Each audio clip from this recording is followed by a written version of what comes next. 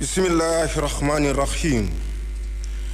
Nigériennes, Nigériens, mes chers compatriotes.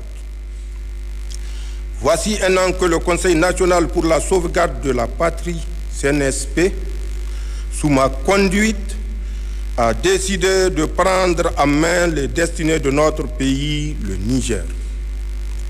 En effet, les menaces existentielles auxquelles faisait face le Niger ne laissaient guère le choix à tout patriote soucieux d'éviter à son pays de sombrer vers les obscurs rivages du terrorisme, et cela nonobstant le placement du pays sous tutelle des bases militaires étrangères.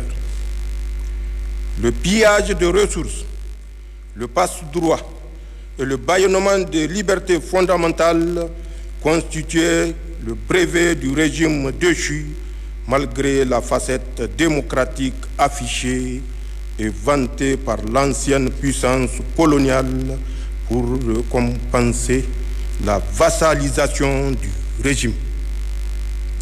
Victime de cette situation, notre peuple a adhéré à la nouvelle marche imprimée par le CNSP, transformant le coup d'État en un vaste mouvement de libération nationale et de reconquête de la dignité populaire. Cette défiance vis-à-vis du régime déchu, combinée à la menace et aux sanctions iniques imposées par la CEDEAO, a entraîné le rejet de toute influence extérieure par les Nigériennes et les Nigériens. Au plan national, le changement a engendré un élan patriotique sans précédent, expression des aspirations profondes de nos populations à la liberté, à la dignité et à la souveraineté nationale. C'est conscient de l'immense espoir suscité par les événements du 26 juillet 2023 et pour être en symbiose avec les aspirations populaires que le CNSP s'est engagé sous ma direction, d'une part à la refondation à l'intérieur du pays et d'autre part à la construction de l'Alliance des États du Sahel dans notre voisinage immédiat. Notre ambition pour le Niger se décline, comme vous le savez, autour de 4 axes, à savoir le renforcement de la sécurité et de la cohésion sociale, la promotion de la bonne gouvernance, le développement des bases de production et enfin l'accélération des réformes sociales. L'adhésion forte de la population à l'élan imprimé le 26 juillet 2023 nous commande ensemble le devoir de réussir l'œuvre de refondation ainsi voulue avec un engagement patriotique sans faille. C'est dans cette optique que j'ai engagé le gouvernement à mettre les mesures et actions nécessaires pour l'aboutissement de la vision portée par le Conseil national pour la sauvegarde de la patrie dans le cadre d'un programme destiné à renforcer notre résilience et assurer le développement des bases de production en tirant les leçons de l'impact des sanctions illégales, iniques, inhumaines d'une CEDEAO aux ordres. Des lettres de mission ont à ce titre été remises aux membres du gouvernement qui en feront le bilan sectoriel. Mes chers compatriotes, au plan de la défense et de la sécurité du territoire, la montée en puissance de nos forces sur les théâtres des opérations ne fait plus aucun doute. Qu'il s'agisse de la lutte contre le terrorisme dans le Liptako-Gourma et dans le bassin du lac Tchad, ou dans le cadre de la lutte contre le grand banditisme, nos forces de défense et de sécurité engrangent des succès. C'est le lieu de rendre un vibrant hommage à nos forces de défense et de sécurité pour le lourd sacrifice consenti au service de nos populations. La nation entière, à travers moi, exprime sa reconnaissance à votre endroit et manifeste sa solidarité envers les veuves et les orphelins des soldats tombés sur le champ d'honneur. Pour ma part, je fais le serment de garantir la montée en puissance de nos forces de défense et de sécurité en réaffirmant la ferme détermination de toutes les autorités compétentes à poursuivre le renforcement des capacités de nos forces armées. L'État continuera à s'investir dans l'acquisition des moyens conséquents requis à la hauteur de la menace. Nigériennes, Nigériens, la conquête de la souveraineté passe avant tout par l'exploitation des ressources nationales au profit de nos populations. À cette fin, j'ai lancé dans toutes les régions du pays le programme de grande irrigation dont l'objectif vise à assurer l'exploitation optimale des potentiels agro-pastoral en vue de l'atteinte de notre souveraineté alimentaire. Ce programme phare engagé sur financement propre promet des résultats satisfaisants. S'agissant de la souveraineté sur nos ressources extractives, elle s'édifiera à travers la promotion du principe de contenu local dont l'objectif réside dans l'obligation faite aux industries minières et pétrolières d'utiliser prioritairement le micro et moyenne entreprise locale et le personnel national. Une ordonnance sera très prochainement adoptée à cet effet. Dans l'affirmation de notre souveraineté, le Conseil national pour la sauvegarde de la patrie entend faire respecter rigoureusement et sans discrimination toutes les dispositions de législation minière et pétrolière. Toute société, minière ou pétrolière, se verra purement et simplement retirer son permis d'exploration ou d'exploitation si elle viole les dispositions réglementaires contractuelles. Le bloc pétrolier Bilma, les rendus R5, R6, R7 d'Agadem, les permis miniers d'Imouraren et celui de Madawela sont retombés dans le domaine public de l'État. Je puis également vous confirmer le lancement prochain du projet de construction d'une raffinerie de pétrole et d'un complexe pétrochimique à Dosso, ainsi que la création d'un institut de pétrole et de gaz à Zender.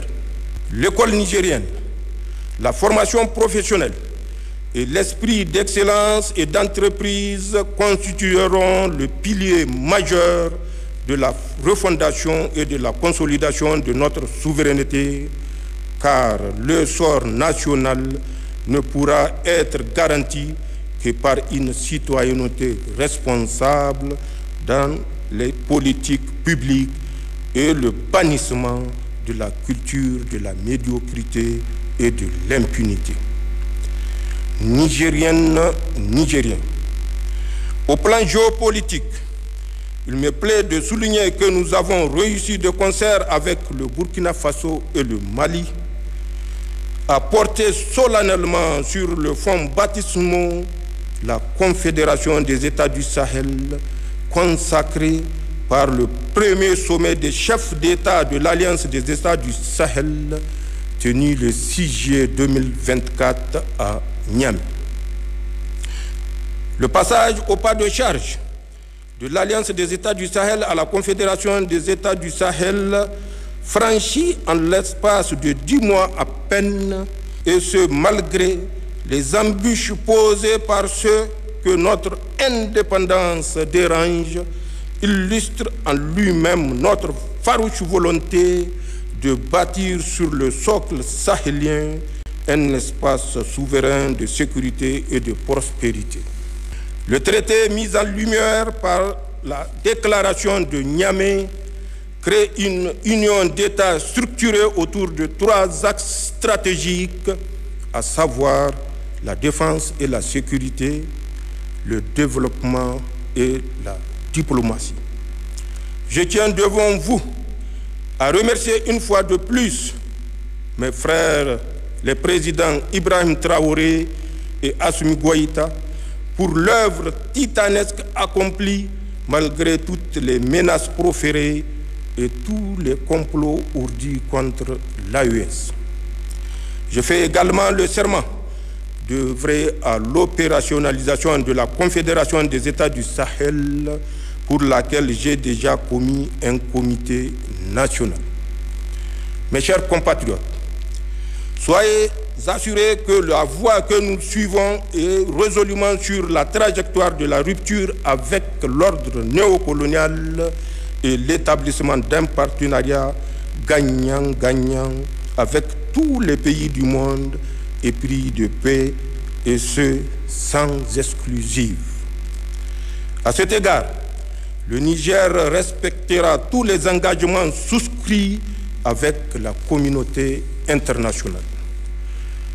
La désinformation orchestrée par les organes néocoloniaux et certains compatriotes renégats dans le rôle d'esclaves de salon, selon la formule de mon frère le président Ibrahim Traoré, ne nous détournera pas de notre marche triomphale vers la souveraineté. Aucun État, aucune organisation interétatique ne nous dictera la conduite à tenir, ni son agenda en matière de partenariat stratégique ou diplomatique. Et ceux qui fantasment sur la remise en selle imminente des régimes déchus à leur solde vont déchanter. Ils devront se rendre à l'évidence avant qu'il ne soit trop tard. Notre marche vers la souveraineté pleine et entière et inexorable.